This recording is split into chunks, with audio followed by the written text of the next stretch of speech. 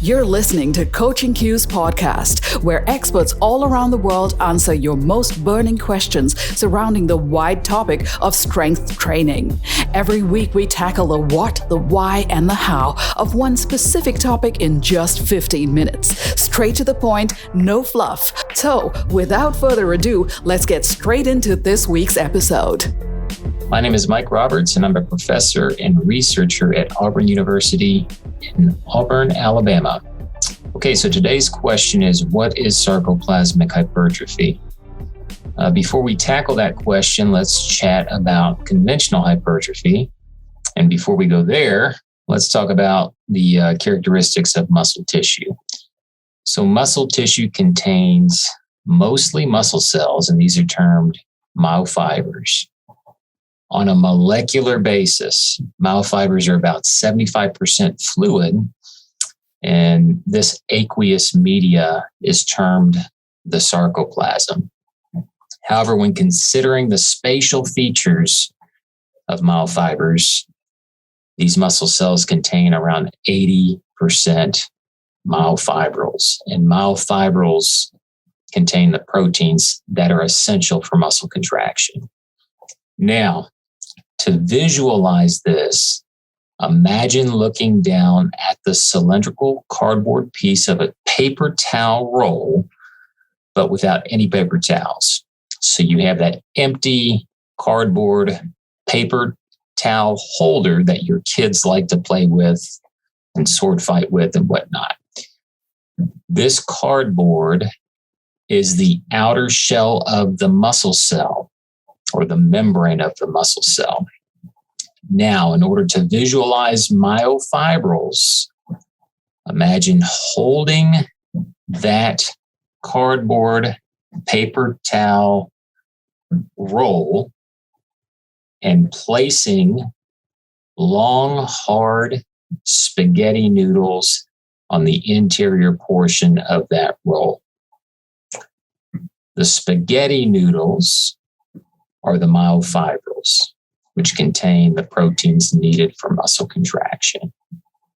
So when you talk about a muscle cell, this show and tell version of the muscle cell or the myofiber is the paper towel roll, which is filled with hard, long spaghetti noodles, those being your myofibrils. Now let's chat about conventional hypertrophy in response to resistance training. The story goes that resistance training will increase the diameter of the muscle fiber by around 20% over a few months of training. With this type of hypertrophy, i.e. conventional hypertrophy, there's either a 20% increase in the number of myofibrils, i.e. this increase in myofibril number, or there's a 20% increase in myofibril diameter. So you're not creating new myofibrils, but you're increasing the size of the pre-existing myofibrils. What's interesting is that we're really not sure what happens. Is it an increase in myofibril number, or is it an increase in myofibril size?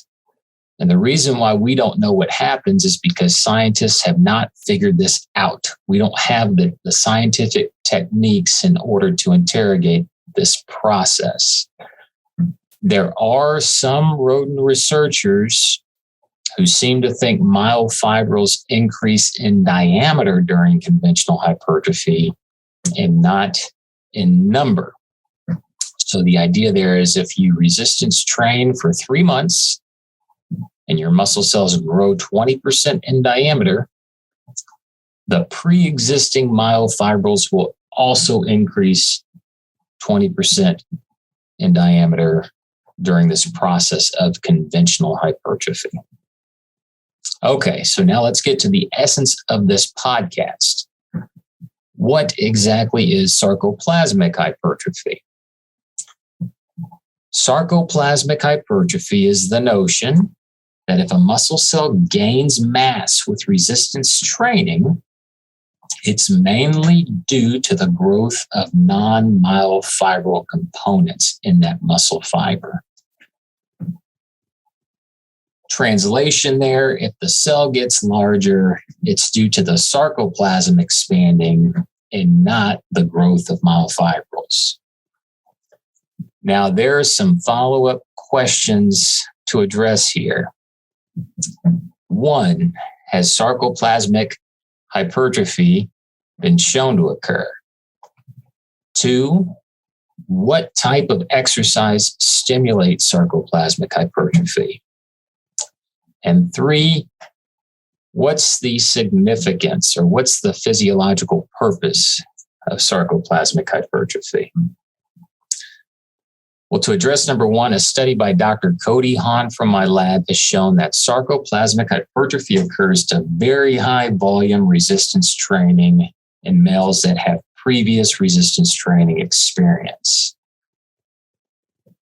Additionally, there's been a study by an older researcher, Dr. J.D. McDougall at McMaster University, who showed that features of sarcoplasmic hypertrophy existed in steroid users, as well as in individuals who consistently trained for 6 months. Now, this brings us to point number 2. What type of exercise stimulates sarcoplasmic hypertrophy? Based on Cody Hahn's study in my lab, we believe that higher volume resistance training is what stimulates sarcoplasmic hypertrophy. And it's tough to tell exactly how much volume does this, but Cody's data suggests that the appreciable fluid shifts, which may contribute to sarcoplasmic hypertrophy, occurs when you perform more than 20 sets per muscle per week. And this is where sets would be 8 to 12 reps per set. So the idea there is if I work out Monday, Wednesday, and Friday, and I do more than 7 sets per muscle group, my muscle may grow through this process of sarcoplasmic hypertrophy.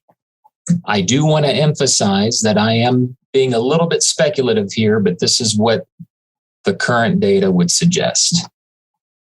Lastly, what is the significance of sarcoplasmic hypertrophy? Well, the short answer is we don't know, but we speculated that sarcoplasmic hypertrophy could be one of 2 things happening inside of the muscle tissue. Number 1, it may be a way for muscle cells to spatially prepare for the eventual deposition of more myofibril protein. So it's kind of the spatial priming of the muscle cell for functional hypertrophy or conventional hypertrophy. Or number 2, and we think this may happen in the steroid users where you would see sarcoplasmic hypertrophy, but it may be due to a growth ceiling reached where muscle cells no longer have the bandwidth to add more contractile protein.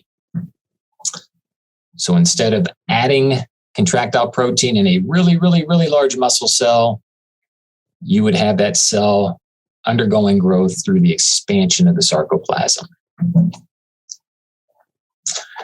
Is sarcoplasmic hypertrophy bad? Not necessarily. It's just a potentially more transient form of hypertrophy. So what do we mean by this? Well, if you were to take steroids and gain a lot of muscle mass over a very short amount of time, that may be due to sarcoplasmic hypertrophy in large part. When there's this discontinuation of steroids, anecdotally, you see the individual that was self-administering lose a lot of that muscle mass that was gained on the steroid cycle. We think at the molecular level that the myofibers rapidly expanded by a sarcoplasmic hypertrophy, and following the discontinuation of the steroid cycle, the muscle fiber went back to that baseline level through the restoration of fluid, right? Or the undoing of sarcoplasmic hypertrophy. So to recap this podcast, muscle cells are long, cylindrical cells that are made up of around 75% fluid, and they contain a lot of myofibrils on the inside, which perform that function of muscle contraction. Conventional hypertrophy is the proportional expansion of myofibrils with muscle cell growth in response to resistance training. Sarcoplasmic hypertrophy seemingly occurs in more trained individuals in response to very high volume resistance training. What is that volume? We speculate it's more than 20 sets per muscle group per week, where each set contains 8 to 12 repetitions.